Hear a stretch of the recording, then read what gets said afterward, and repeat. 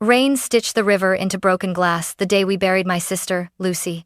I was still holding the folded program when I saw my dad, Richard Carter, a man who'd spent his life polishing our last name like a trophy, step off the gravel path and wade toward the dark water. In his hands, a small wooden box, wrapped in white cloth like a secret. Mom, Diane, stood back, eyes hollow, lips pressed into a line that didn't belong to a mother anymore. Dad didn't look at me. He just set the box down and let the current take it. I froze. Then the wind shifted, and from inside the box came a sound thin, fragile, impossible. I ran. My shoes slid in the mud. My breath snapped in my throat. "Please, be empty," I whispered, dragging it from the reeds with shaking hands. The lid was nailed. I wedged my car key beneath the seam and pried. And when it opened, the world fell open with it. I'm Emily Carter. In our town of Ashford, people used to say the Carters didn't cry. We commissioned statements. We wrote checks. We hosted galas for causes that wouldn't stain our cuffs. My father built Carter and Finch, a logistics empire that made him the kind of man who could speak softly and still make a room listen. He taught me 3 rules. Protect the family, protect the name, and protect the silence that protects both. Lucy never fit in those rules. She was sunshine where our house was glass and angles, gold hair, watercolor eyes, and paint on her jeans no matter how many dry cleaners Mom recommended. When she brought Ethan Miller home, a mechanic with oil under his nails and a laugh that bent our stern dining room into something almost human, Dad's smile turned precision sharp. "Ambition?" he asked over roast beef and tension. "Joy," Lucy answered. "I'm choosing joy." "She means him," Dad said to me later in the kitchen, as if Lucy were a spreadsheet with a red flag. "Joy doesn't put roofs over heads." "It can," I said quietly. "If you let it." He didn't. He tightened the nets. Curfews, rules, surveillance wrapped in concern. Mom fluttered between them, straightening napkins, swallowing apologies that never made it to air. The day Lucy told me she was pregnant, she was shaking so hard I wrapped her in the throw blanket on my sofa and made hot cocoa like we were kids. "Ethan's looking for a second job," she said. "We'll manage, Em. The baby kicked yesterday." I swear it was like he said my name. I touched her belly and felt something like a miracle. And I knew, the way you know tornado weather, that this would break our house down to studs. It did. In whispers, in slammed doors, in Dad's voice calm, clinical explaining, options that made Lucy's face go gray. She ran. Then came the hospital call. Complications. Lucy gone. The funeral script arrived in my inbox 2 hours later. A press release with lilies. And after we said goodbye, Dad walked to the river with a box. I wrenched the lid free. Inside lay a newborn wrapped in white cotton, lips bluish, a soft whimper snagging the air like thread. A hospital bracelet circled his tiny ankle. "Baby boy Miller." "Jesus," I breathed. "Lucy." The world went narrow.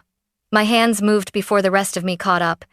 I stripped off my wool scarf, swaddled him tighter, shoved the box aside with my knee. Hey, I whispered, scooping him to my chest. He was warm but not enough.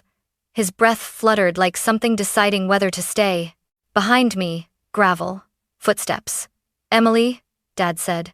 No Mr. Carter voice now, just gravel and a rusted hinge. "Give him to me." I turned, heart slamming. "You threw him in the river." He blinked. "You don't understand. Try me." He looked past me to the water, the current tugging at reeds like nervous fingers. "The papers were complicated. The timing. Your sister's choices created a child," I snapped. "A human." Mom's whisper cut the air. "Richard, please." He didn't move. "We can fix this, Emily." "Fix?" I clutched the baby closer. "He's not a stain." Sirens lived in my blood after that. I ran for the car. Mom stepped aside without looking at me. Dad stayed where the mud met his shoes, eyes cold as ledger lines. I drove to Street, Augustine's, the only ER that wouldn't ask questions first. The triage nurse, broad-shouldered, tough-eyed, took one look and shouted, "Isolette now!"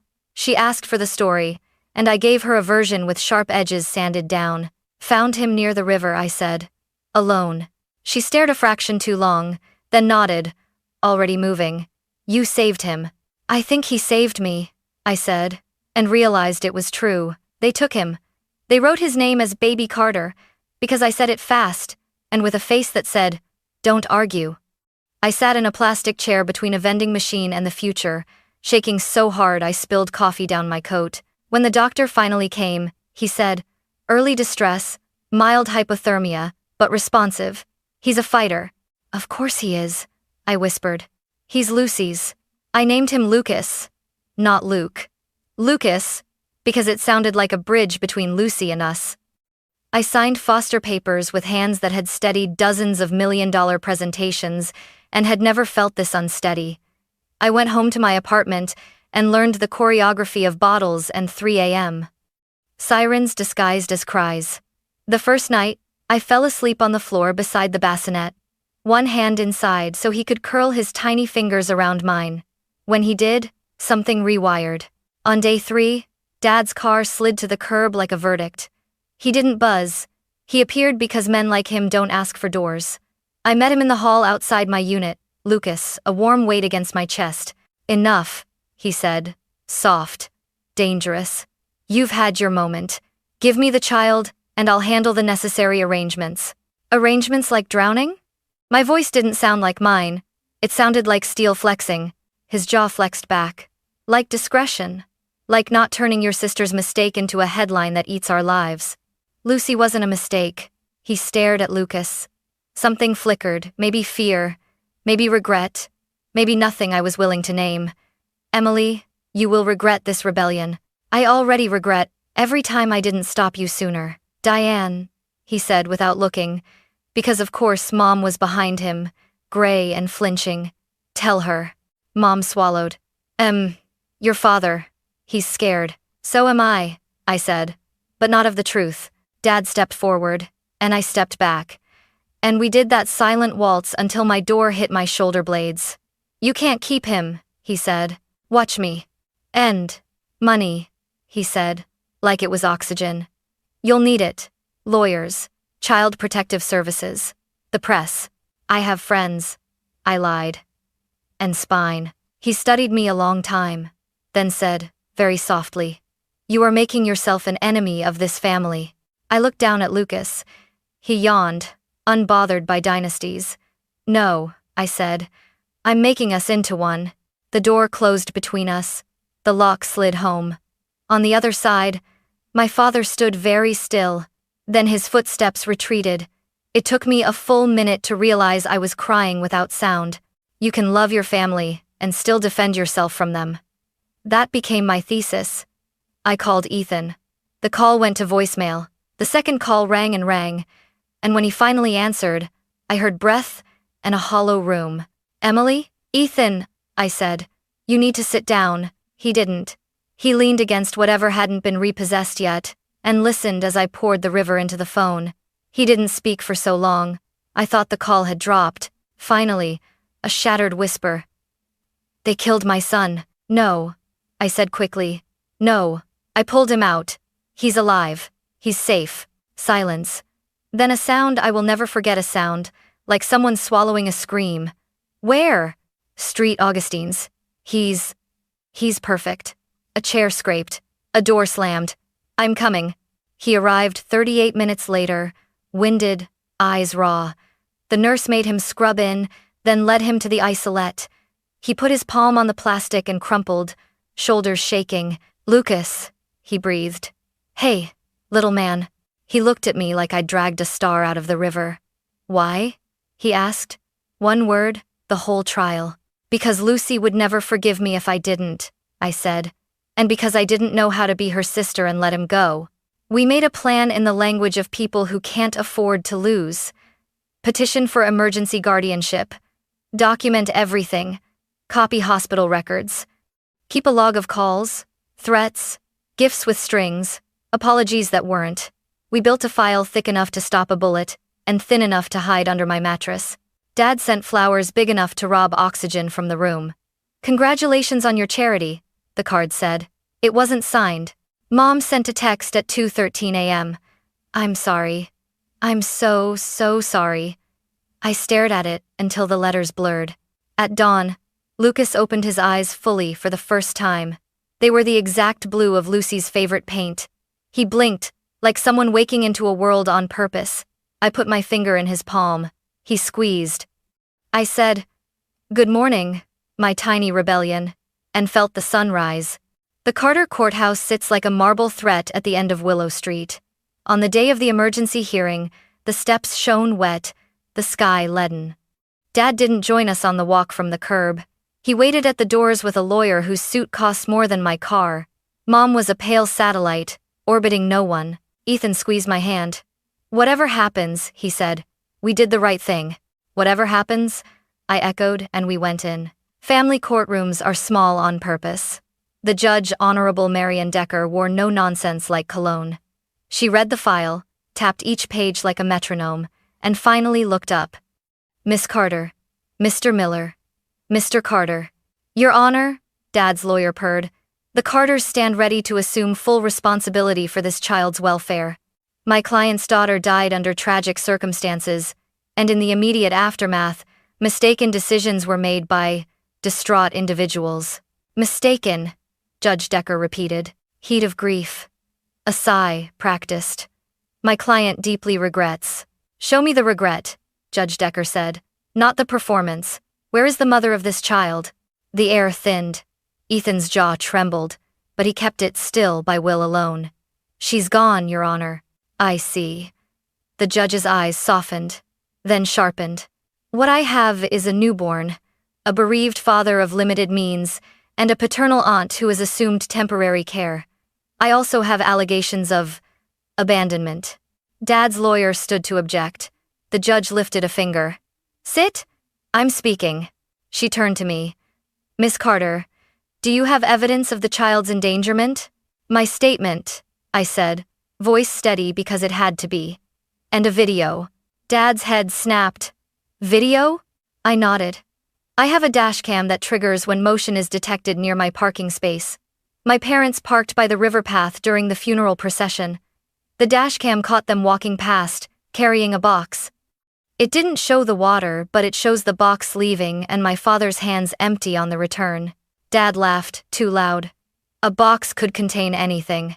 "Then why?" I asked. "Was there a hospital bracelet on the baby's ankle with Lucy's name and Ethan's?" Silence landed like a gavel. The judge leaned forward. "Mr. Carter?" Dad didn't falter easily. He angled his body toward the bench and wore his best boardroom apology. "Your Honor, my daughter made choices that endangered this family. Her mother and I believed we were delivering the child to a safe haven. We panicked. We failed. But we can correct that now, within the family, where he'll have every resource." "Safe haven?" The judge's voice cooled. "At a river?" Dad's mouth opened, then closed, like he'd stepped on a story with a hole in it. "Stand," Judge Decker said. He did. The room held its breath. "I am not a woman you can sell narrative to, Mr. Carter. I am a woman who counts facts. Here are mine. A newborn was found in a box in a river. The child's aunt risked her safety to retrieve him. The biological father came forward. The grandparents' actions are in question. The best interest of the child is my only client." She turned to Ethan. "Mr. Miller, can you provide a stable environment?" "I can," he said. "I'm applying for a night shift at the plant. My aunt, she's a retired nurse, has offered daytime care. I'll take parenting classes. I'll take anything. Please, he's my son." "And you, Miss Carter?" "I will support them," I said. "Financially, logistically, every way. We can live as a family if the court allows." Judge Decker steepled her fingers. "And the grandparents?" I looked at Dad. He looked at me like I'd left our name out in the rain. Then, shockingly, Mom spoke. "Your Honor," she whispered, voice barely there. "We were wrong." She looked at me, then Ethan, then the empty place in the room where Lucy should have been. "We were so afraid of losing face that we lost our daughter. I won't lose our grandson." Dad stared at her like a stranger. "Diane?" "No," she said. The gentlest word she'd ever made into a wall. The judge nodded slowly. "Here is my ruling." The gavel's shadow fell before the wood did. "Emergency, legal, and physical custody is granted jointly to Mr. Miller and Miss Emily Carter, pending a full review. Supervised visitation to the grandparents, contingent on compliance with court-appointed counseling. An investigator will visit all homes within 72 hours. Next hearing in 30 days. Dad's lawyer started 4 sentences and finished none. The gavel landed. The room exhaled. Ethan covered his face with both hands and made a sound like relief learning to walk. I sat very straight because if I moved I would come apart. Dad didn't look at me on his way out. Mom did. She mouthed, "Thank you." And then, almost silently, "I'm sorry." Outside, the sky broke open and rain fell bright and clean. We ran through it, laughing like idiots, like survivors, like maybe we'd finally chosen the right storm to stand in. 3 nights later, I went back to the river alone. I needed to see where the world had pivoted. The current murmured the way it had on the funeral day, as if it didn't keep secrets so much as grind them into sand. Dad was already there. He didn't turn when I stopped beside him. "You were always the troublesome one," he said, not unkindly. "I should have known it would be you." "It had to be someone," I said. "I just got there first." He breathed in, breathed out, ruined. I was raised by a man who thought reputation was God. I sacrificed everything to that altar. You think I don't wake up hearing Lucy's voice? Do you think I don't see that box when I close my eyes?